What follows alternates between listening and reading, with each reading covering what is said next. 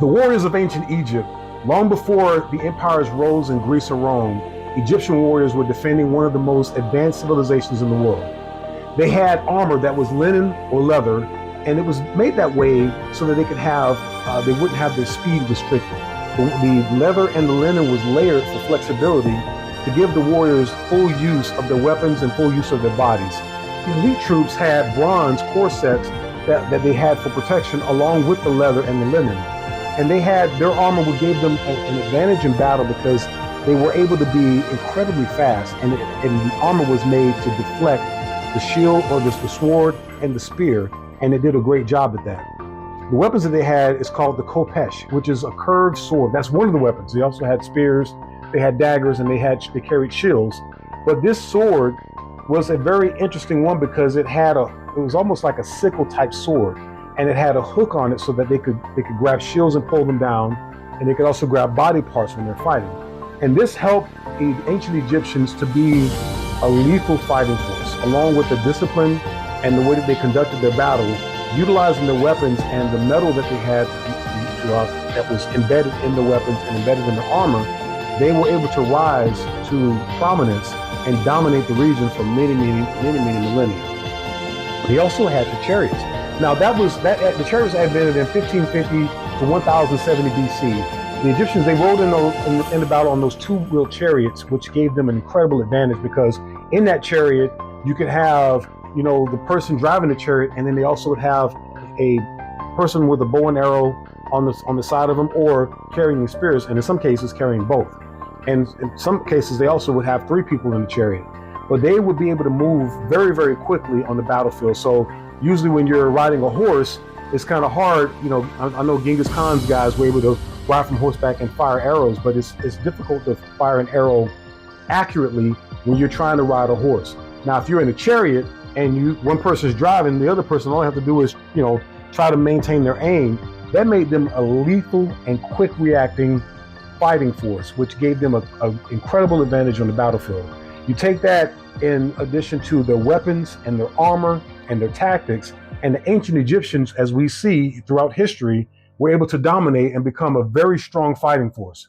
The warriors, they trained from their youth in multiple fighting styles using multiple weapons, which made them even more lethal because by the time they got to the age as a grown man, they had already spent years honing their skills and becoming lethal weapons.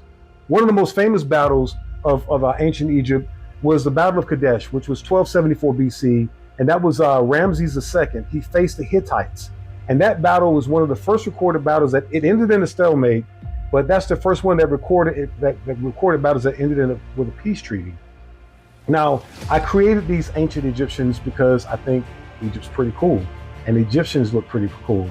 I'm Kivas, I'm the Wire Artist. I create pop culture art with 22-gauge coated copper wire, and I wanted to share these wonderful creations with you guys. This is my version of the ancient Egyptians. This guy has a shield.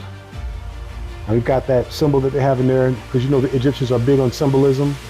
And he's holding that Kadesh sword, khopesh sword, and he's got all of his items there. I gave him knee pads because knee pads are cool. All right, so that's the guy. I put him in red with a red weapon, and this guy, I gave him a blue weapon because I just wanted to look a little bit different, but I gave him some different highlights. You can see it there.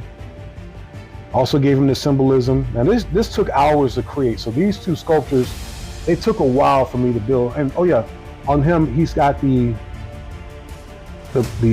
necklace piece that I gave him that's more prominent than this guy. This guy's necklace piece is more like a chest guard. So these two sculptures took a ridiculous amount of time to create. All right, I make a lot of art, and on occasion I'll make something that I make for myself.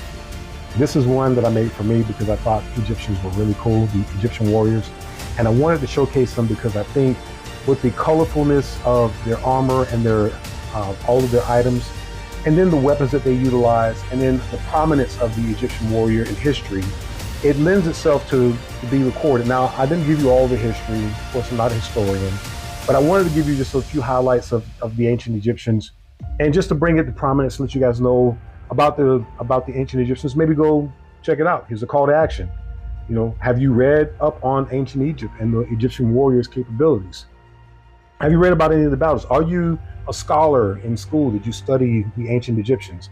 I like to hear about it. I know in the Bible, it talks about the ancient Egyptians when with Moses and how he was trying to come out of bringing the children of Israel out of Egypt, and the warriors, Pharaoh tried to, pull them back in there.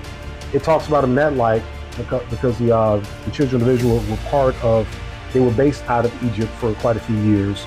But in Egyptian history, there's a lot more history than the few chapters that we see in the Bible. So I'm curious to know if you guys have read up on any of that history, because Egypt has hundreds of years of history of the things that happened, if not thousands of years, if not more. But there's so much rich history that's there for us to explore. Give me a like, follow, subscribe, and share. Let me know what you guys think. And all things, guys, stay twisted.